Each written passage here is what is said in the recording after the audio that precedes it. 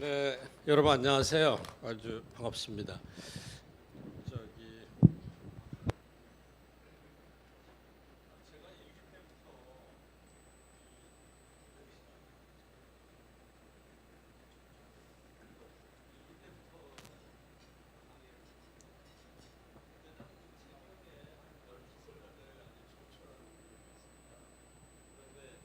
이번에 이렇게 6기가 돼서 대성황을 누려서 너무나 반갑고요. 또 하나는 이제 제가 하다 보니까 전공이 경제학이라서 다행이에요. 왜냐하면은 6년 내나 똑같은 소리를 안 하고 경제는 너무 바뀌는 게 많아가지고 뭐 할 때마다 새롭고 이 경제학자들이 제일 부러워하는 게 우리 이미자 씨나 뭐 또 철학이나 문학 하는 분들이에요. 그 이미자 씨는 뭐 5, 60년이 지났지만은 지금도 나와서 동백아시 부르면 아마 크게 환영받을 겁니다. 요즘 세계 경제 트렌드하고 한국 경제 세계 경제 트렌드는 지난달 초에 아까 우리 회장님께서 언급하신 CEO 북클럽에서 제가 크게 그 메가 트렌드에 대해 설명을 했었는데 그 중에 일부 뽑아서 또 최근 거 업데이트하고 한국 경제 부분은 오늘 여러분을 위해서 제가 며칠 동안 작업한 겁니다. 최근에 뭐 세계 경제 트렌드에 우리가 뭐 태평양의 돛담배처럼 절대 벗어날 수가 없습니다. 여러분 이걸 확실히 이해를 하셔야 되고 또 최근의 상황에 보면은 여러 가지 키워드가 몇 가지 있는데 그런 것들을 여러분과 함께 한번 생각해 보려고 그래요. 우선은 뭐 지금 전 세계적으로 지정학적인 리스크가 엄청 크게 확대됐습니다. 지정학적인 리스크는 우리 사회 전체의 가장 상부 구조에 있어요. 경제라든 정치를 하든 이 지정학적인 이런 트렌드를 무시하고는 아무것도 못할 수 있는 거죠. 또 크게 보면 국가 안보하고도 관계돼 있고 또 여러분이 종사하시는 방위산업하고 관계 있고요. 아마도 몇 년 동안은 제가 볼 때는 방위산업이 상당히 호황을 누릴 것 같아요. 여러분의 시대가 오지 않았나 생각됩니다. 제일 큰 거는 잘 아시는 대로 우크라이나 전쟁이죠. 러시아가 침공을 했는데 지금 보면은 오늘이요 딱 3개월 됐어요. 그런데 오늘 외신들의 CNN도 다 그러고 그랬습니다. 아프가니스탄에서 소련이 9년 동안 희생한 장병들이 3개월 동안에 죽어갔다. 영국의 국방부 장관은 그 러시아가 우크라이나에 동원한 군대의 3분의 1이 목숨을 잃었다. 우리 일반인들이 생각해도 러시아는 이번 전쟁을 통해서 적어도 군사력에 있어서는 바닥을 보여준 것 같습니다. 그리고 푸틴이 침공한 가장 큰 원인이 여러분 잘 아시잖아요. 동구권이 다 나토에 가입하고 벨라루스는 원래 러시아가 많이 사는 백러시아였고요. 우크라이나의 동부의 돈바스 지역에 러시아인들이 많이 사는데 이 우크라이나마저도 나토에 가입하려고 하니까 이거는 절대 안 되겠다 하고 이 우크라이나를 침공했는데 결과적으로는 나토를 엄청나게 강화시켜 버렸죠. 뭐 스웨덴, 핀란드, 하다못해 독일도 재무장하고 그래서 완전히 미국 주도의 동무대가 된 것 같습니다. 그리고 뭐 속전속결을 시도했는데 전혀 이루어지지 않고요. 이미 아마 시간은 얼마까지 끌지 모르겠지만은 러시아가 이기는 것은 불가능한 일처럼 돼버린 것 같아요. 특히 이제 엊그제 왔다 간 바이든이 전체적인 흐름에서 보면은 아프가니스탄에서 철수한 이래로 인기가 엄청 떨어졌습니다. 그 몇 년 동안 엄청나게 고생을 해서 아프간이 이제 전쟁이 다 끝났다, 안정이 됐다 이렇게 하고 철수했는데 불과 2주일 만에 모든 게 수포로 돌아간 거죠. 그러다가 이제 우크라이나 전쟁이 터지니까 바이든은 전력을 다하고 있는 거죠. 이제 가을에 선거도 있고 엄청난 물자를 지원하고 있고요. 뭐 폴란드, 독일 뭐 모든 유럽이 러시아에 갔다가 엄청난 물자, 군사 물자를 지금 군 장비를 갖다 동원하고 있기 때문에 러시아로서는 전혀 예상치 못한 큰 난관에 부딪히고 있는 거죠. 푸틴이 이루고 싶었던 딱 한 가지 그거는 못 이루고 7가지를 이루었다 이런 얘기가 있습니다. 푸틴이 이루고 싶었던 딱 한 가지는 우크라이나를 단시간에 점령하려고 했는데 그거는 하지 못하고 나토를 늘려줬고 러시아 경제 엉망으로 만들었고 그리고 여러분 여기 나오는 스위프트 이게 이제 굉장히 중요한 겁니다. 이 스위프트는 우리가 이제 서로 송금을 하려면은 신한은행에 여러분 계좌를 우리은행으로 보내려면은 한국에서는 금융 결제원을 거칩니다. 그런데 전 세계적으로는 99%가 스위프트를 거쳐요. 그러니까 여기서 배제되면은 이 망에서 제거시키면은 국제 간의 거래를 할 수가 없습니다. 그러니까 러시아가 완전히 여기서 배제된 거예요. 그러니까 가스를 팔고도 루블화로 결제하라 이렇게 하고 얘기하고 있는 거죠. 그런데 러시아 전반적인 대외 경제가 완전히 지금 차단돼 있습니다. 이 상태로 오래 가면은 아마 러시아 내부는 우리 북한 비슷하게 될 거예요. 여러분 얼마 전에 신문에 맥도날드가 러시아에서 철수하니까 그 불쌍한 러시아 사람들이 빅맥 하나 먹으려고 한낮을 기다리고 있는 신문을 여러분 보셨을 겁니다. 이제 완전히 러시아 경제를 고립시키려고 하고 이거는 경제적으로 핵폭탄급이라고 생각합니다. 자, 요즘 제가 이런 생각을 했어요. 러시아에게 얼마나 많은 땅이 필요하냐. 사실은 톨스토이가 러시아 작가잖아요. 이 톨스토이가 쓴 단편이 있습니다. 이 러시아라는 말 대신에 사람에게는 얼마나 많은 땅이 필요한가. 지금 푸틴이 벌리는 전쟁이 이것 때문 아니겠어요? 근데 재미있는 단편인데요. 러시아에 이제 젊은 청년이 고생도 많이 하고 가난하게 살고 이랬었는데 평생의 꿈이 그 당시에는 농업사회니까 야 내가 언젠가 말이지 저 대지주처럼 큰 땅을 좀 갖고 살았으면 얼마나 좋을까 엄청 부럽게 생각하고 꿈을 꿨어요. 그런데 옆에서 은인을 만났어요. 어떤 분이 야 너 1,000루블만 가지고 어디 가면은 네가 원하는 땅을 마음대로 가질 수 있다. 그 얘기를 들은 거예요. 그거 어디로가 그 당시 소설에서도 우크라이나 땅 쪽이에요. 우크라이나가 비옥하고 세계 식량 생산지잖아요. 밀 생산의 밀 수출의 10%가 우크라이나에서 나오거든요. 전 세계 수출에. 그러니까 이 청년이 몇백 리를 가가지고 우크라이나에 가서 그 농부를 만났습니다. 내가 이런 소문을 듣고 왔는데 나한테도 좀 그 땅을 팔아라. 그러니까 그 농부가 너 1,000루블을 가지고 왔냐? 예, 가져왔습니다. 그래, 네가 원하는 데서 다 땅을 줄게. 그 대신 조건이 하나 있다. 내일 아침에 해가 뜰 때 여기서 출발해서 해가 질 때까지 돌아와야 되는데 그때까지 네가 간 거는 전부 네 땅이다 이랬어요. 얼마나 행복합니까? 여러분도 한번 시도해 보시겠어요? 요즘 같으면 자동차 타면 엄청나게 빨리 갔을 거예요. 이 청년이 아침 해가 뜨자마자 엄청나게 걸어서 멀리 갔어요. 땅이 너무 좋은 거예요. 그래서 한낮에 이거 돌아가야 되겠는데 너무 아까운 거예요. 저기도 내 땅인데 가기만 하면 내 땅인데. 그래가지고 오후 한 3-4시까지 엄청나게 멀리 갔어요. 그러고 보니까는 이제 도저히 해질녘까지 돌아갈 수가 없는 거예요.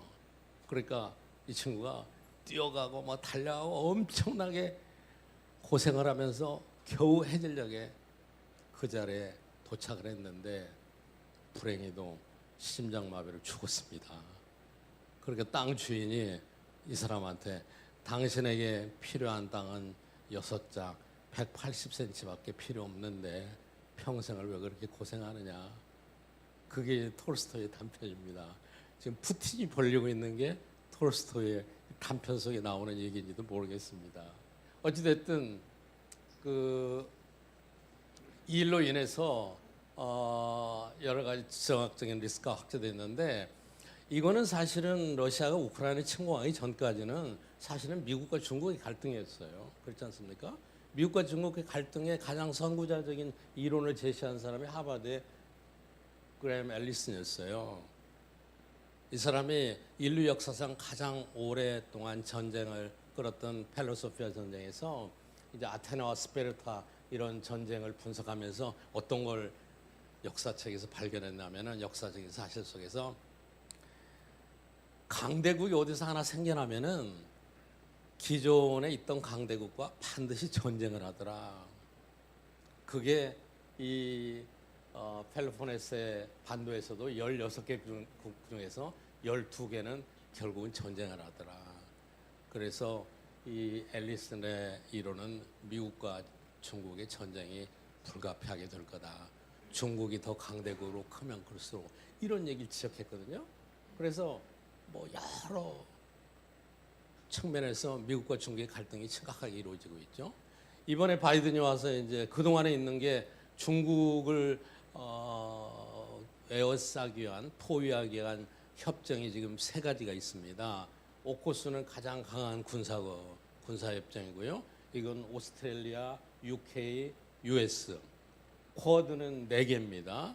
인도를 비롯해서 이쪽에 4개, 일본 포함해서요. 그리고 이번에 이제 아시아 태평양 경제 프레임워크를 만드는데 한국이 여기 개입하는 거죠. 그러니까 지금 중국 주변에 많은 것들을 차단하기 위해서 바이든은 러시아를 어떤 형태로든 쇠퇴시키고 그 다음에 이제 중국하고 이제 패권 경쟁을 벌일 것 같습니다.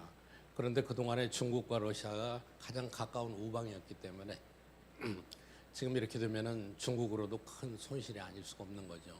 러시아가 이렇게 되면은. 자, 이제 우리는 그 사이에 끼어 있는데 이게 이제 얼마 전까지도 이코노미스트 표지에 나왔던 거예요. Most dangerous place가 타이완이거든요. 이번에도 바이든이 일본에 가서 만약에 타이완이 중국으로도 침공을 받는다면 무력으로 군사적으로 개입하겠다고 말을 했죠. 그래서 지금 세계에 큰 파장을 일으켰습니다. 한국도 이 위험에서 크게 벗어나지 않을 것 같습니다. 자, 그런데 중국과 미국 패권 경쟁하는 건 다 좋은데 저도 이제 경제학자고 경제로 돌아오면은 이 자유의 대가가 참 큽니다. 엄청 큽니다. 지금 그 대가를 전 세계 인류가 다 부담할 수밖에 없게 됐어요. 특히 한국이. 자, 자유의 대가가 제일 큰 게 지금 인플레입니다. 특히 이제 에너지하고 식량, 금속 이 3부문이죠. 그런데 이건 우크라이나 전쟁하고 다 관련이 되어 있습니다. 이 천연가스 뭐 이거 다 여러분 자료 있으니까 보시고요. 오늘 제 강의 시간이 짧아져서 좀 빨리 나가도록 하겠습니다. 러시아가 부도가 나면은 이것도 다른 나라에 다 영향을 미치게 되고요. 세계 성장률 하락하고 그래서 현재 코로나 때문에도 공급망이 경색돼서 여러 어려움이 많지 않습니까? 여기다가 글자 그대로 설상가상으로 이 우크라이나를 지키기 위한 러시아가 일으킨 이 우리 자유에 대한 대가가 경제적으로 큰 고통을 불러오고 있습니다. 이 그래프 보시면 여러분 보십시오. 이 꺾어지기 시작한 게 다 러시아가 침공한 이후예요. 이거 보세요. 원유, 뭐 천연가스, 옥수수, 밀, 뭐 금속 다 인플레 하고 있습니다. 인플레 트렌드는요. 이거 제가 며칠 전에 가져온 자료인데 이거 보십시오. 이 파란색하고 이 남색하고 보시면요. 파란색이 최근에 우크라이나 전쟁이 일어난 뒤에 업데이트된 자료예요. 우크라이나 전쟁이 없었으면은 이 진한 남색으로 갔었을 겁니다. 그런데 IMF에서 우크라이나 전쟁이 있은 뒤에 지금 여기다가 이 연한 블루로 추가를 해서 인플레이션 트렌드를 예측했는데 특별히 이게 이머징 마켓입니다. 한국도 여기에 속하는 거죠. 인플레 압력이 엄청나게 크게 되어 있습니다. 이거는 제가 근데 유튜브가 있습니다. 제 채널에. 그래서 오늘 혹시 보여줄 수 있으면 잠깐 한 1분만 보여드리고 댁에 가셔서 정가병 TV를 찍어보시면 여러분 안녕하세요. 이제 전 세계가 인플레이션의 공포에 휩싸여 있습니다. 이 생산선부 자료실에서 카메라로 코로나로 인해서 경제가 침체될 거다 이런 걱정을 많이 했었는데 이제는 인플레이션이 경제에 더욱 큰 현안이 되고 있습니다. 물론 인플레이션에 여러분 댁에 가서 보시라고 숙제로 제가 놔드리겠습니다. 제 구독자가 한 12,000명인데 오늘 한 30명은 늘겠네요.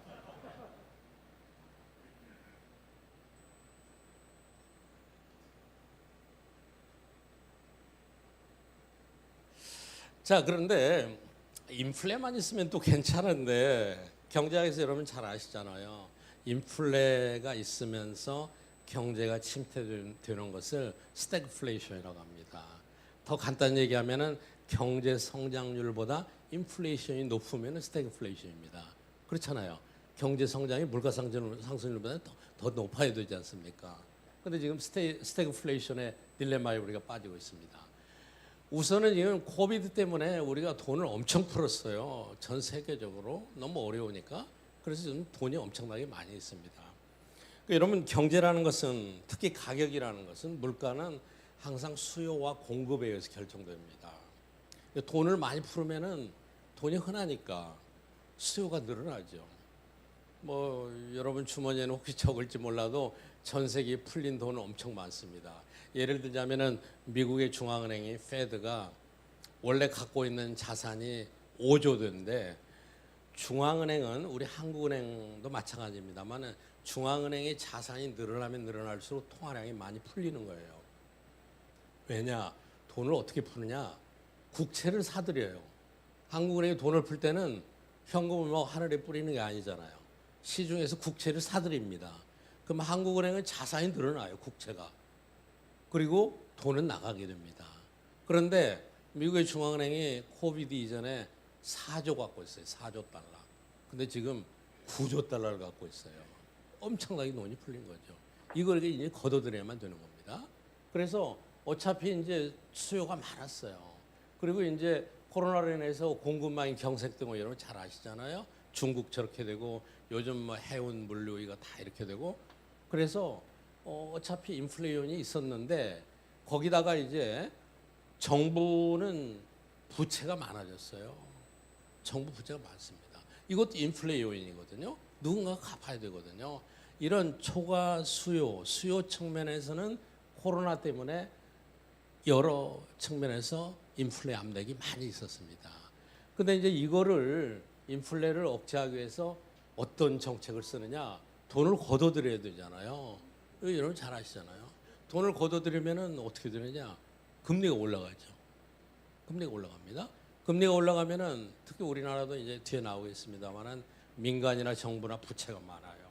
이자를 올라가면은 이거를 이제 부채의 그 보복이다, 반격이다 이런 표현을 쓰는데 그 동안에 이제 금리가 쌀 때는 부채를 많이 갖고 있었어도 별로 부담이 없었습니다. 그런데 이제 금리가 올라가기 시작하니까 엄청나게 부담으로 오는 거죠. 그리고 경기가 자꾸 위축되고 침체됩니다. 그러니까 이번에 IMF에서도 이번 4월 달에 발표한 거 보면은 1월 달에 발표한 거하고 여러분 이 비교를 해 보십시오.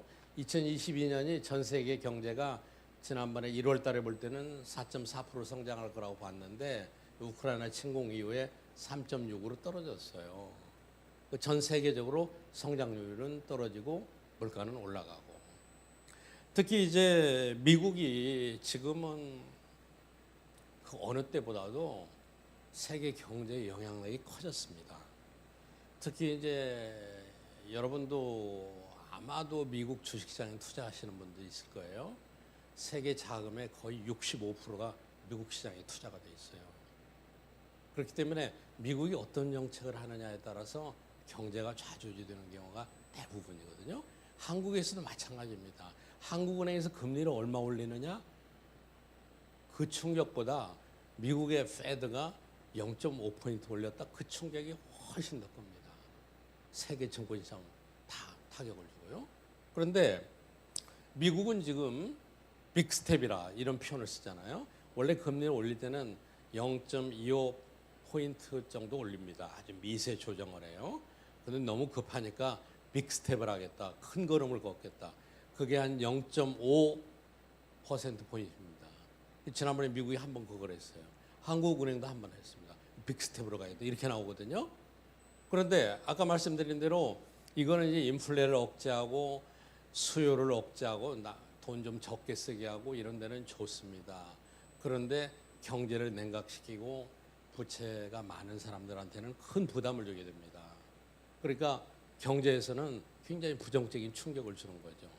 근데 미국은 의외로 경제가 아직은 굉장히 견고합니다.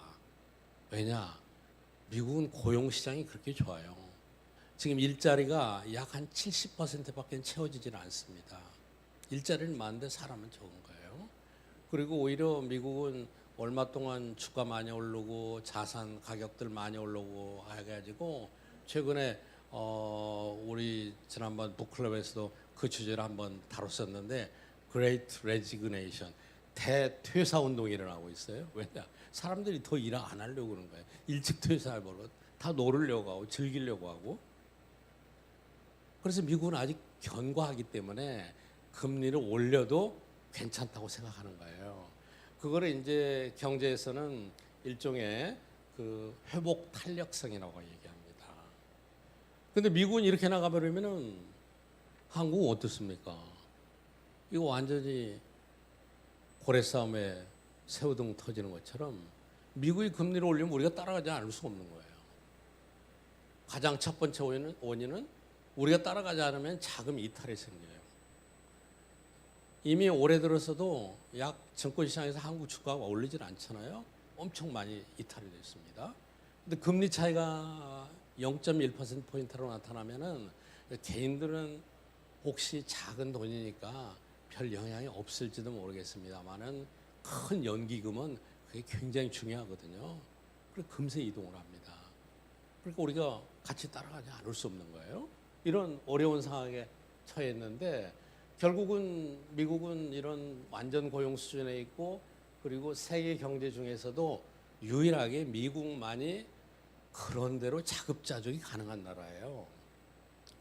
뭐 에너지도 유가가 많이 올랐다고 하지만 이제 비축유 풀으려고 하고 미국은 땅이 넓다 보니까 뭐 식량도 수입하는 게 별로 없어요. 미국이 부족한 건 오히려 반도체 같은 거예요. 그러니까 바이든이 와서 여기서 하려는 거죠. 근데 우리는 보세요. 식량 에너지 다 수입 의존하고 있잖아요. 세계 전체에서 미국이 그래도 자급자족이 가능한 거예요. 그러니까 미국은 인플레 억제하기 위해서 앞으로도 금리 인상을 계속할 겁니다. 그리고 이제 다른 나라들이 어떻게 대응하고 우리가 그 충격에 얼마나 견뎌낼 수 있을 거냐, 그게 이제 큰 관건이 될 겁니다. 반대로 중국은 어떻게 되느냐? 지정학적인 리스크에서 미중 간의 갈등인데 중국은 이번에 코로나로 인해서 상당히 많이 위축됐죠. 중국은 경제가 아직도 이제 이머징 마켓, 개발도상 국가이기 때문에 경제 성장률이 5% 미만이면 침체됐다고 보는 겁니다. 그리고 최근 코로나 이전까지는 5% 이하로 내려오질 않았어요. 뭐 6%, 7% 성장했죠. 그런데 지금은 중국이 지난달에 소비, 생산 전부 마이너스입니다. 성장률 5% 기대하기 어렵다고 그럽니다. 뭐 실업률이 엄청 높아졌고요. 그리고 정부가 추가 부양을 하고 싶은데 결국은 아까 얘기한 대로 중국도 외국 자본 많이 들어와 있고요. 이제 금리라도 인하하면은 자본 유출되고 위안화 환율 불어나고 대외 여건 악화로 내수 부양하기가 어렵게 된 거죠. 내수라는 게 요즘 경제가 침체되면 재정 막 풀고 금리 인하하고 이렇게 되잖아요. 그런데 해외 시장하고 이런 관계 때문에 그걸 할 수 없게 되는 거죠. 그렇다고 아직도 지금 코로나에서 완전히 우리 수준도 전혀 해방되지 못한 거 아니겠습니까? 백신도 그렇고요. 그래서 중국 경제는 상당히 이번에 코로나 이후에 엄청 큰 타격을 받을 것 같고 특히 이제 러시아가 저렇게 헤매고 있기 때문에 이 미중 패권 경쟁에서 중국이 경제적으로는 상당히 몇 년 퇴보할 거라고 봅니다. 중국이 2025년이면은 한동안 미국을 따라잡는다, 반도체도 따라잡는다, 뭐 이런 얘기 많았었거든요. 그런데 최근 들어서 큰 타격을 받는 것 같습니다. 그런데 문제는 중국만 타격을 이렇게 받으면 좋은데 중국이 이러는 바람에 이게 세계 경제에 부정적인 영향을 또 미치게 되는 거죠. 자, 포스트 팬데믹은 코로나 이후에 IMF에서 분석한 자료들 보면은 역사적으로 이 역병이 일어난 뒤에는 항상 사회 혼란이 있었다. 상관관계가 굉장히 높았다. 또 코로나 같은 이런 대대적인 유행병이 있을 경우에는 정권 교체가 많이 이루어지더라. 근데 이게 현실로 드러났어요. 한국도 여기 들어있고요. 호주도 여기 들어있고요. 이게 다 올해 선거가 있는 나라들입니다. 더 두고 보시죠. 어떻게 될 건지. 대개 이제 사회적인 혼란, 소요, 정권 교체, 체제 불안 이런 것들이 역사적으로 보면 계속 뒤따랐습니다. 우리가 잘 알고 있는 그 중세 흑사병은 유럽의 봉건 체제를 몰락시켰고요. 프랑스 혁명도 사실은 콜레라부터 시작됐고 이런 현상이 계속해서 나타났기 때문에 코로나가 끝나도 그 여파는 상당히 있을 거다. 왜 이런 현상이 나타나느냐? 이 재밌는 건요. 이런 역병이 지나간 다음에는 계층 간의 산업 간의 이 불균형, 양극화 이게 더 심해져요. 제가 언제 다른 시간에 강의를 하려고 자료를 하나 만들고 있는데 이 지난 2년 동안에 말이죠. 세계 빌리언이면은 미국 기준으로 최소한 그 10억 달러 이상이죠. 우리 기준으로는 1조 2천억 이상 부자가 무려 237명이 늘어났답니다. 작년 2년 사이에 30시간마다 한 사람씩 늘어났다는 거예요. 슈퍼리치가 엄청 늘어난 거예요. 그런데 지난 2년 사이에 전 세계적으로 2억 명 이상이 극빈층으로 전락했다는 거예요. 계속해서 양극화가 확대됩니다. 한국도 지금 마찬가지잖아요. 그리고 또 지금 제가 얘기 드린 게 주로 고금리 얘기하고 경제 침체되고 이런 얘기 다 드렸잖아요. 이게 모두 다 이 양극화를 확대시킵니다. 여러분 고금리가 되면요. 빚이 있는 사람은 너무 힘들어요. 금융 자산이 있는 사람은 좋은 거죠. 우리 2008년 IMF 위기 때 다 그랬어요. 경제가 침체된다. 그 근로소득, 임금소득자도 힘들어요. 그런데 자산가들은 힘들지 않아요. 거기다 우리나라는 플러스 알파가 뭐냐? 자산 버블이 생겼어요. 부동산 가격? 이러니까 이 사회적인 혼란이 뒤따르기 마련이다. 이렇게 얘기합니다. ESG는 요즘 워낙 논의를 많이 했기 때문에 제가 자료에는 넣었지만은 생략을 하려고 합니다. 그런데 여기서 강조하고 싶은 것은 친환경도 자유를 지키는 대가만큼 엄청나게 경제적으로 비용이 많이 들어요. 여러분 여기 보시면요. 이 전기자동차 배터리 하나 만들었는데요. 리튬이 8kg가 들어가고 니켈은 35, 망간은 20, 코발트 20 이렇게 많이 들어가요. 그게 금속 덩어리입니다. 배터리가. 그런데 지금 전 세계가 다 전기차로 바꾸고 있잖아요. 수소차는 이론적으로 가능하지만 상당한 뒤의 얘기고요. 지금 전기차는 우리 눈앞에 와 있습니다. 그런데 어떻게 써요? 이런 광물들이 당연히 공급이 제한돼 있죠. 공급이 제한돼 있을 뿐더러 거기에 소수 국가의 부존이 돼 있어요. 그렇기 때문에 이 가격이 어떻게 되겠습니까? 엄청나게 올라갈 수밖에 없는 거예요. 여러분 이 자료 보시면요. 이 보세요. 리튬은 호주가 거의 다 갖고 있고요. 이 코발트요. 이것도 재밌어요. 코발트는 저 아프리카의 콩고에 거의 70%가 매장돼 있어요. 이 나라는 지금 뭐 완전히 난리가 난 거죠. 가격이 올라갈 수밖에 없고요. 그러니까 이거는 제가 전기차 하나만 사례를 들은 건데 우리가 친환경, ESG 이런 얘기 많이 해도 앞으로 일이 가는 길은 굉장히 멀고 그 부담은 엄청 큽니다. 우리 에너지도 마찬가지잖아요. 자, 뭐 풍력, 태양열 다 좋습니다. 친환경, 원자력 포기하고 그거 하자. 결국 비용이 엄청나게 많이 들잖아요. 그러니까 이 비용을 줄이려면은 결국 기술 투자가 많아야 되고 앞으로 ESG를 추진하는 과정에 엄청난 기술 분야에 돈이 들어올 수밖에 없습니다. 아마 사업하는 분들은 이쪽에서 아이디어를 찾아야 될 겁니다. GDP에 뭐 2%, 3% 이상 들어가면 되는 거예요. 이렇게 되다 보면은 지금 비용이 많지만 이제는 뭐 코발트, 니켈, 망간 적게 쓰는 기술이 생겨날 거고 점차 줄어들겠죠. 그러나 당분간 이 트랜지션 기간에는 이거 역시 커다란 인플레이션 압력이 되고 있습니다. 거기다가 요즘 이제 우크라이나까지 겹쳐가지고 식량 안보, 그런데 플러스 에너지 안보까지 등장하게 됐어요. 그러니까 최근에는 우리가 지난번 대선 토론 때 뭐 알리백 이런 얘기가 나왔었는데 그게 목표였거든요. 재생에너지로 100% 하자. 그런데 지금은 알리백 얘기하는 나라 아무도 없습니다. 대한민국만 지난번에 법을 그렇게 만들어요. 지금 C를 얘기해요. 오히려. 클린 에너지. 근데 알리하고 C하고 차이는 뭐냐? 알리하고 C 차이는 C에는 알리에 들어가 있지 않는 두 가지 에너지가 들어있어요. 하나는 원자력이고 하나는 가스입니다. 천연가스. 이제는 우리가 재생에너지로만은 인플레, 가격 부담, 소비자 부담 때문에 어렵고 원자력 적극적으로 활용하고 가스도 적극적으로 활용하자. 이렇게 지금 세계가 정책을 바꾸고 있는 겁니다. 자, 이제 한국 경제 얘기하면 여러분이 더 실감이 있을 것 같아요. 가까운 얘기고요.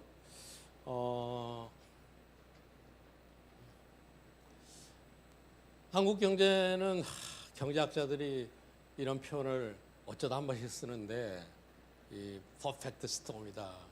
이 동시에 두 개 이상의 태풍이 몰려오면은 그 지역은 퍼펙트 스톰에 대비해야 된다. 이렇게 얘기하죠.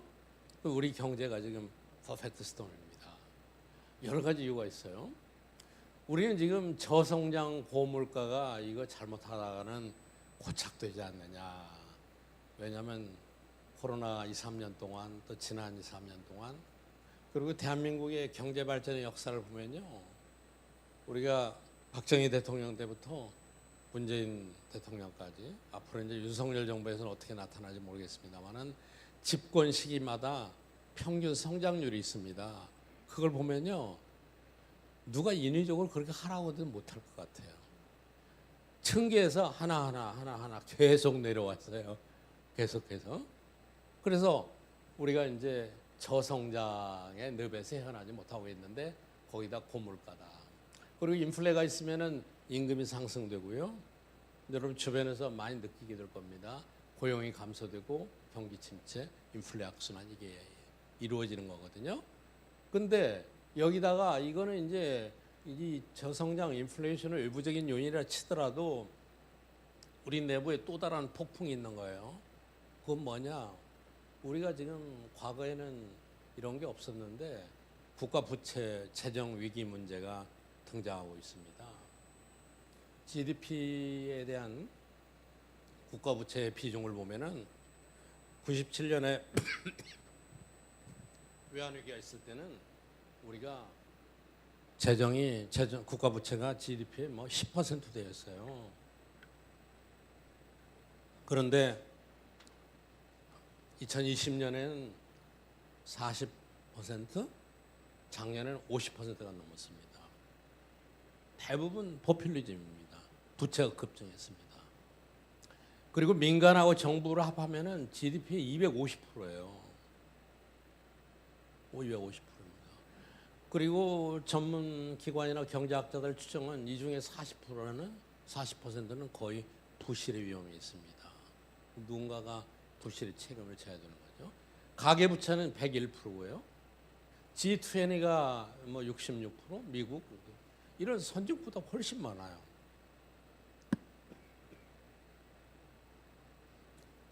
내부 외환인 거죠.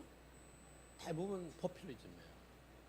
이번에도 영세업 지원하는 건 좋은데 조금 원래는 제가 알기로는 경제학자들은 전문성 있는 걸 많이 권유했어요.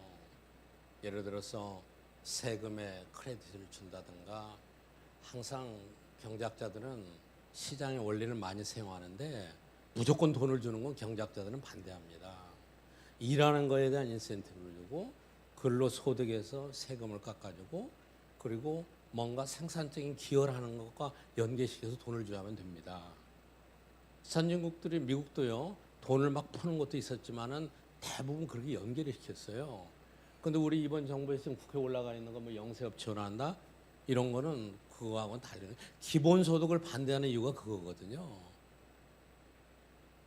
그런데 또 크게 보면은 이게 또 엄청 모순이에요. 지금은 왜 그러느냐?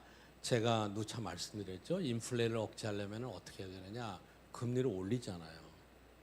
금리를 올리고 통화를 환수하고 축소해야 되거든요. 그건 이제 한국은행에서 하는 거예요. 그럼 정부는 어떻게 해야 되겠습니까? 거기다가 보조를 맞춰줘야 되잖아요. 그렇잖아요? 한쪽에서는 통화 환수하고 금리 올리고 인플레 억제하려고 금융 쪽에서는 엄청 노력을 하는데 정부 쪽에서는 돈 막 풀면 어떻게 되겠습니까? 지금 그게 우리나라에 멀쩡하게 벌어지고 있는 일입니다. 인플레라는 불이 났는데 한쪽에서는 물 붓고 한쪽에서는 기름 붓고 있는 거예요. 앞으로 이거 어떻게 관리할지 모르겠습니다.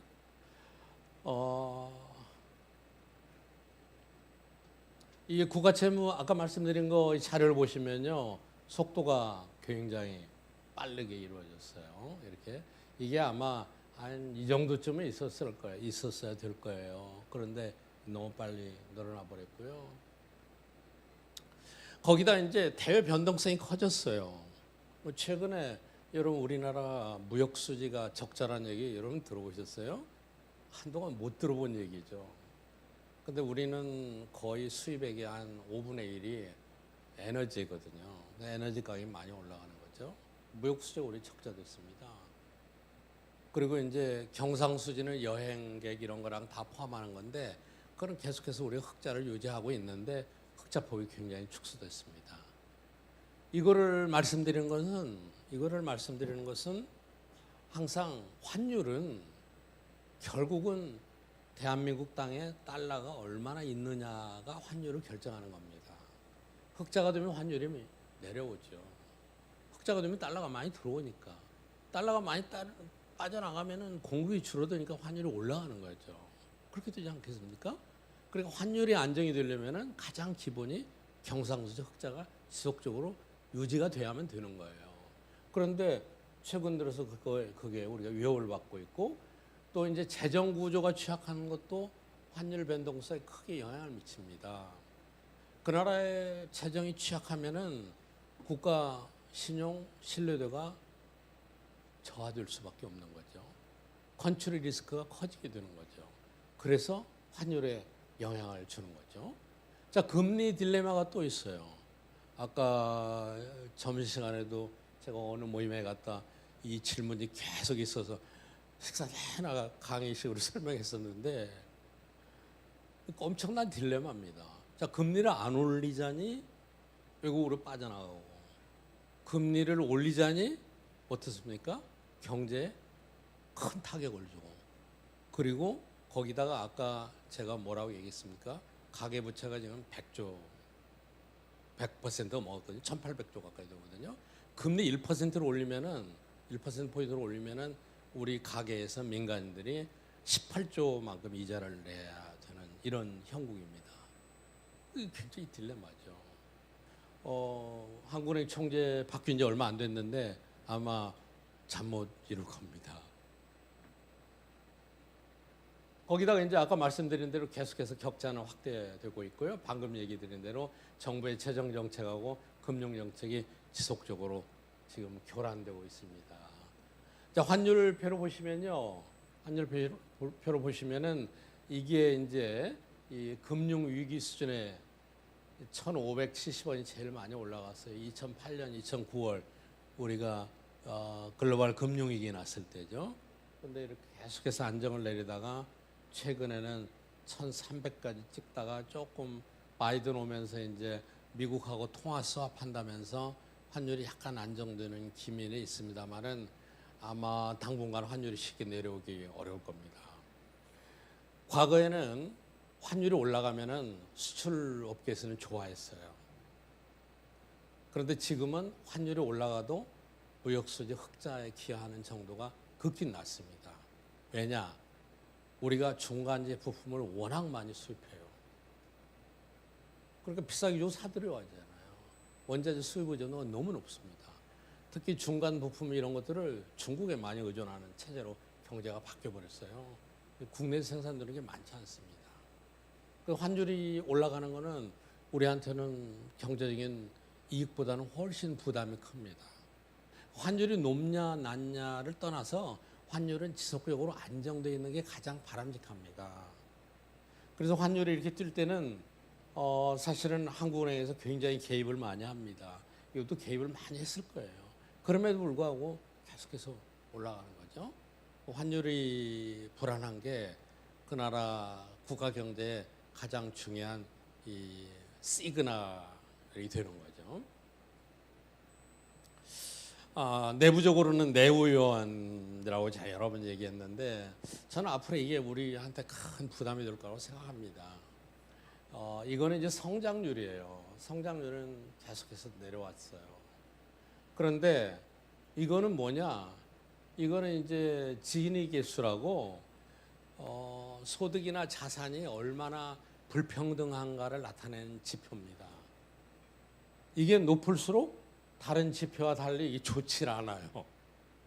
그런데 지난 몇 년 동안 계속해서 자산 불균형이 더 확대되고 있어요. 확대되고 있습니다. 자산뿐이 아니에요. 이 임금 소득도 양극화가 엄청 확대됐어요. 여러분 급여가 얼마이신지 모르겠지만은 지금 이제 우리 월급쟁이들 근로소득을 받는 사람 중에 4분의 1은 150만 원 미만입니다. 월급이. 한국 현실이 이렇습니다. 그 다음에 이제 350만 원에서 150만 원이 45%예요. 그러니까 이 두 개를 합하면은 월급이 한 350만 원 미만인 사람이 70%입니다. 이건 70%예요. 이쪽은 이제 350만 원, 550만 원, 이쪽은 이제 슈퍼리치에 해당되는데 이건 제가 이제 21년 통계가 얼마 전에 나와서 이것만 가져왔는데 이것도 이제 그래프로 보면은 이게 계속해서 안 가져왔나요? 그래프를 보면은 계속해서 양극화가 확대되는 겁니다. 부익부 빈익빈이 확대되는 거예요.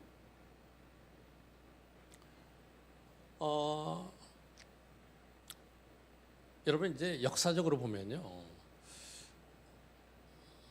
유럽의 사회주의가 등장한 것도, 러시아 혁명의 계기가 된 것도, 중국이 이제 사회주의화된 계기도 근원적인 몇 가지 이유를 찾아보면은 가장 중요한 게 계층 간의 불균형이 확대되는 거였어요.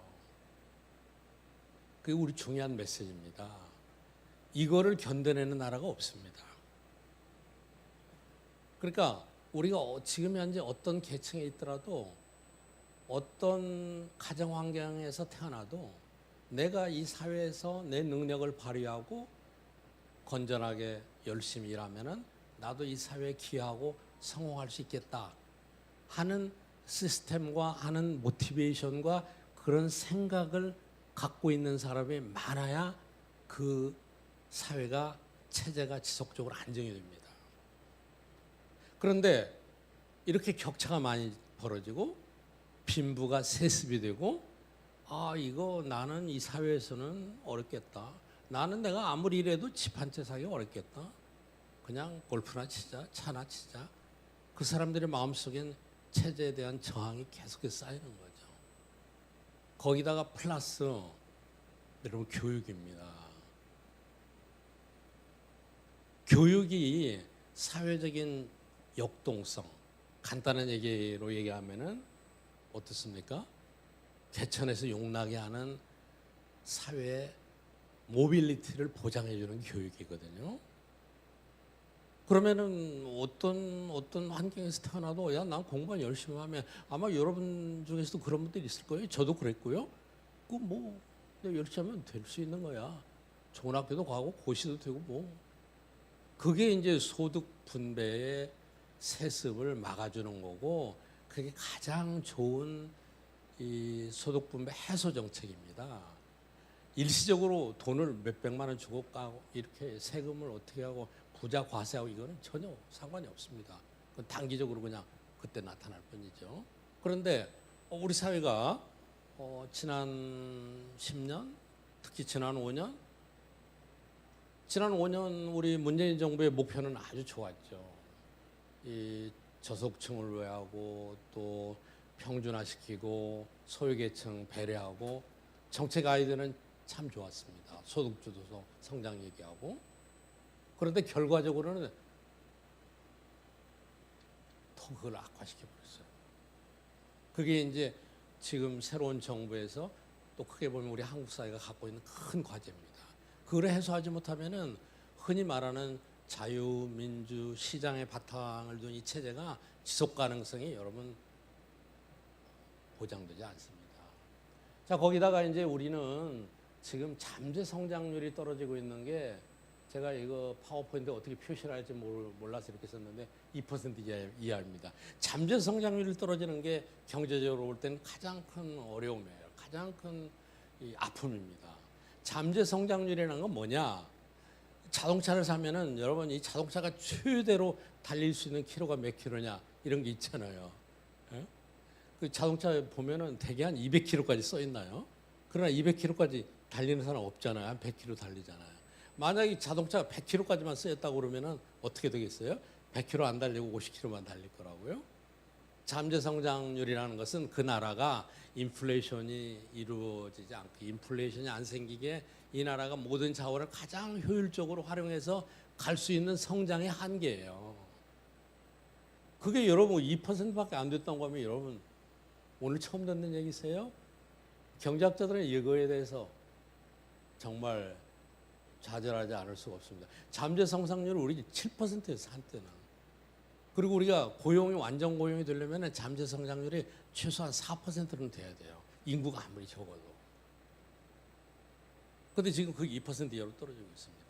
잠재 성장률 떨어지는 몇 가지 이유가 있어요. 생산성 낮고요. 새로운 산업 부진하고 정부 주도로 뭘 하려고 항상 정부 주도로 경직적인 규제가 있고요. 거기다 이제 인구가 줄어드는 거예요. 합계 출산율이 뭐 0.7이 된대요. 그거는 OECD 최저죠. 합계 출산율은 그 여성이 평생 동안 낳는 아이 숫자예요. 이게 일은 돼야 인구가 유지될 거 아닙니까? 인구 구조가 고령화되고 연금 고갈되고 노사문화 그렇고요. 방금 얘기한 대로 식량이나 안보 이것도 지금 심각합니다. 우리 에너지만 얘기를 많이 하는데요.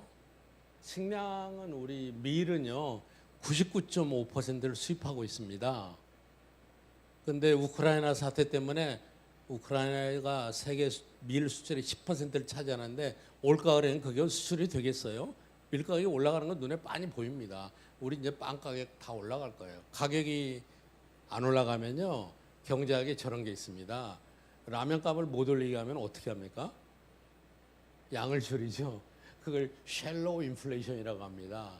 오늘 아마 드신 식사도 옛날보다 양이 줄었을지 모릅니다. 이런 현상이 불가피할 수밖에 없는 거죠.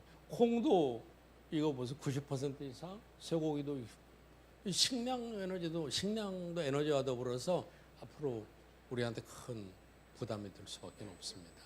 자, 그래서 우리가 정책적으로 어떻게 해야 되느냐? 그거는 지금 현재 문제를 해결하는 것도 좋지만은 조금 더 긴 시각으로, 긴 안목으로 지속적인 성장이 될 수 있는 그런 것들을 많이 갖고 오셔야만 됩니다. 이 생태계 조성해야 되고요. 그게 저는 가장 큰 그 과제라고 생각합니다. 여러분 시간이 많이 갔는데 이 중에 하나만 얘기하고 제가 강의 마치고 여러분 혹시 질문 있으면 받도록 하겠습니다. 저는 우리 사회가 이 정치가 경제를 지배하면 안 된다고 생각합니다. 경제가 탈정치화돼야 돼요. 그 얘기는 뭐냐? 경제도 200년 동안 노벨상에 있는 사이언스입니다. 그런데 이번에 윤석열 대통령이 반지성이라는 얘기를 했는데 저는 그 얘기 듣고 경제학자로서 반가웠어요. 왜냐? 경제학자들 말을 안 듣는 것도 반지성 아닙니까? 그런데 우리 정치권이 다 그래요. 예를 들자면은 비정규직 보호법 그거 얘기 나왔을 때 제가 큰 신문에 칼럼을 썼어요. 그거는 비정규직을 양산하고 실업을 더 양산한다. 그럼 경제학적인 논리가 빤해요. 그런데 아무도 귀 기울이지 않고요. 지금 현실이 어떻습니까? 그때보다 비정규직 훨씬 많아졌잖아요. 최저임금 올리면 실업 늘어나고요. 최저임금도 산업별로 지역별로 차등화해서 조심 이렇게 하는 거. 이런 논리들이 엄청 많습니다.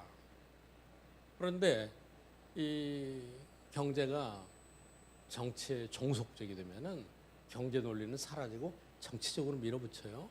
그러면 그때는 혹시 반짝할지 모르겠어요.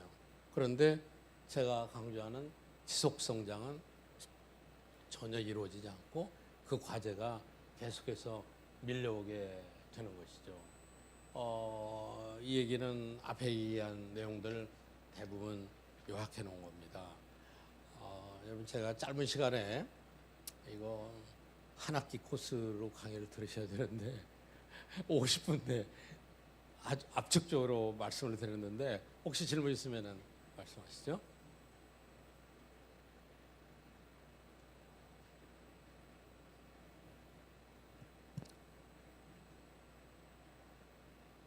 재미가 없으셨나 보다.